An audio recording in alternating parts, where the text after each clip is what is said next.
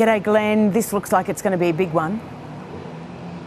Yeah, look, it looks like it's going to be a Category 2 cyclone crossing around the Daintree area. So it'll be a significant event for the area. How are you planning? What's in place? Well, look, the SES have pre-positioned volunteers throughout far north Queensland. So we are pre-positioned to Cairns, around the Port Douglas area and around the Cooktown area over the last few days. So we're well and truly ready for the event.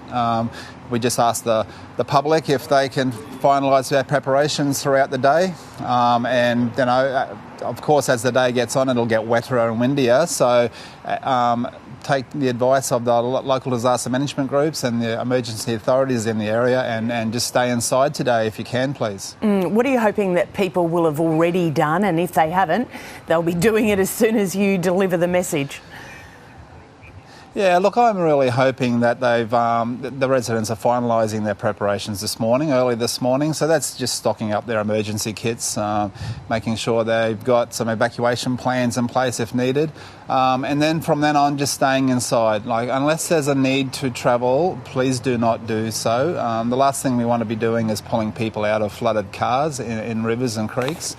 So please avoid the roads at all costs unless it's an absolute emergency, and then call 000 if that's the case. But definitely stay inside today, look after your family and be safe, everyone, please. Yeah, you've had a lot of experience, the SES, with cyclones up in that region, of course, but it's been a while since we've seen one threatening to cross at a Category 2 in what is a populated area. Are there particular challenges that you're taking into account at the moment?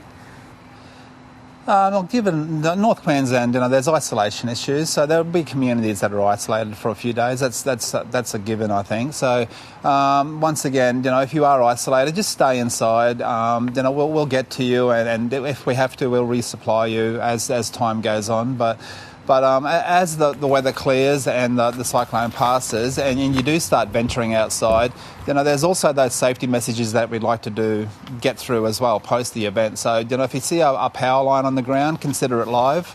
As once again, I can't say it enough, just don't go in the floodwaters at all. Don't drive in floodwaters. Don't let your kids play in floodwaters.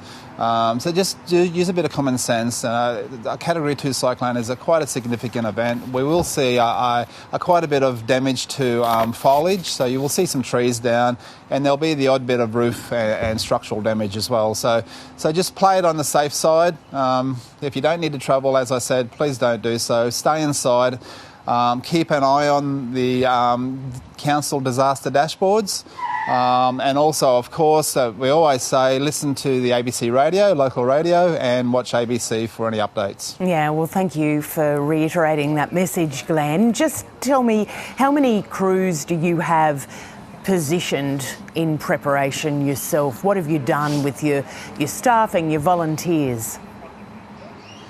Look, we've got several hundred SES volunteers all through North Queensland. The majority of those are in Cairns at the moment, and they've done a lot of work pre the event with the preparations in the Cairns city itself.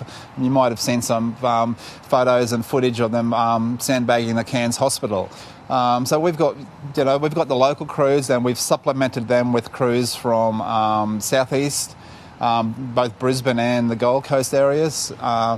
But plus far north Queensland, the SES volunteers in far north Queensland, they're well practiced in cyclone response. So the community is in really good hands, but we just ask the community themselves to make those preparations.